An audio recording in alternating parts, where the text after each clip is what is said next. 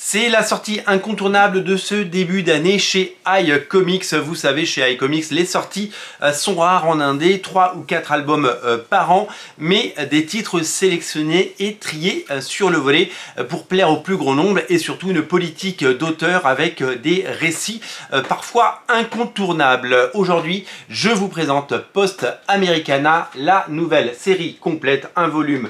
C'est donc un album complet, d'ailleurs c'est chez iGraphics. C'est pas iComics, je dis des bêtises. Vous le savez, la maison a changé de nom l'année dernière. Le format reste celui d'un format classique, d'un format comics, d'un format 100% Marvel, d'un format Spawn par exemple. Les Spawn ils sont de cette taille-là, donc on n'est pas sur un format agrandi comme pouvait l'être Dawn Runner. Et c'est un récit, regardez l'habillage, il est vraiment super chouette, qui est écrit et dessiné par Steve Skroce. Steve Skroce, vous le connaissez, c'est un auteur qui a déjà été édité par iComics cette fois avec Maestros, mais vous le connaissez aussi certainement pour son travail chez Burlyman et donc publié par Again et Memine en France sur le fabuleux Doc Frankenstein avec son trait tellement détaillé et son sens du storytelling. Il a fait du X-Men et du câble chez Marvel dans les années 90, il a fait la série Wolverine également, puisqu'il avait fait une mini-série Wolverine, enfin 4 épisodes qui ont été réédités, qui étaient absolument somptueux, et il a également fait la série de Brian Kevogan qui s'appelle We Stand on Guard. C'est un auteur prolifique qui a également travaillé pour le cinéma, puisqu'il a travaillé sur les 3 premiers films Matrix, où il a réalisé le storyboard. Eh ouais, il a fait le storyboard des 3 premiers films Matrix, c'est donc totalement taré. D'ailleurs, les Wachowski qui ont fait les 3 films Matrix ont créé une maison d'édition qui s'appelait Burlyman, et Burlyman a publié Shaolin Cowboy et ça, et donc la boucle est bouclée.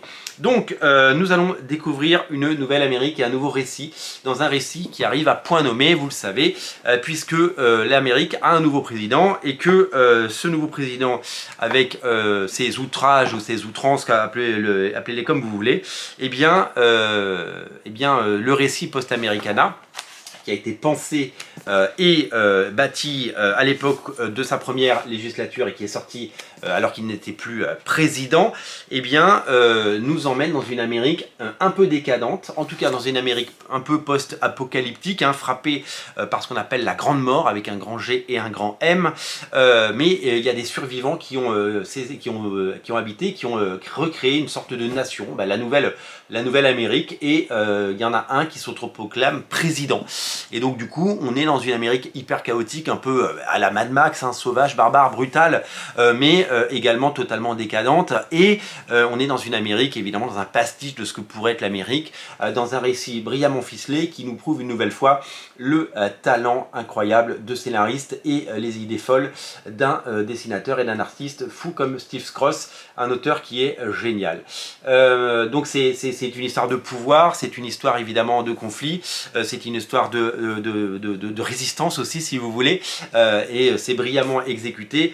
Graphiquement c'est exceptionnel comme tout ce que Steve Skroce est capable de produire, avec son style hyper détaillé, son côté très très gore aussi, parce que le sang dégouline évidemment à flot, c'est le cas de le dire, et c'est vraiment à la fois une vision satirique, parodique et assez jouissive de l'Amérique, mais également un récit qui je pense va vous séduire et devrait remporter un grand nombre de suffrages chez vous les lecteurs. Voilà, c'est véritablement une découverte et c'est une très très bonne pioche. Alors c'est un bouquin qui devait sortir depuis quelques temps déjà chez iComics, iGraphics, qui a été longtemps repoussé parce que vous savez, à une époque il sortait 10-20 titres par an, et là il n'en sort plus que 4 ou 5, et donc du coup il s'étale, tout comme le titre Bermuda de Nick Bradshaw sortira lui l'été prochain. Il était prévu pour 2024, il a glissé sur 2025.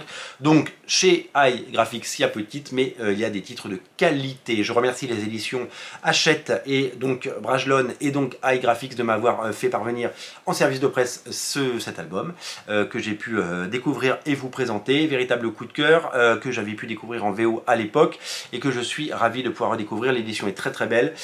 Son prix c'est 25 €. Il y a eu un énorme débat sur le prix des comics, vous le savez, notamment les comics iComics. Aujourd'hui, il y a quasiment plus de comics en dessous de 20 €. Un comics aujourd'hui de 150 pages, on va dire, eh bien, le prix c'est autour de 20, 22, 24 euros. C'est le nouveau prix des comics, c'est le nouvel ordre mondial. Malheureusement, on ne peut pas faire grand chose. On a souvent critiqué le prix des comics iGraphics, mais on se rend compte que tout le monde est en train de rattraper petit à petit, mois par mois, année après année, eh bien, leur grille tarifaire, puisque tout le monde s'aligne sur ces prix qui ont l'air d'être la nouvelle norme. On fera avec. En tout cas, honnêtement, il y a des titres que je ne vous recommanderai pas forcément. Celui-là, il est vivement recommandé. Et voilà, je vous invite à le lire, à le découvrir, à le feuilleter. N'oubliez pas de l'acheter chez votre libraire. Libraire, il y a le chat qui vient de faire tomber un truc. Votre libraire vient a besoin de vous, tout simplement. Donc prenez-le chez votre libraire plutôt que chez Amazon, parce que Jeff Bezos, il est déjà milliardaire, alors que vous n'avez pas besoin de refiler plus de thunes à un mec qui en a déjà énormément.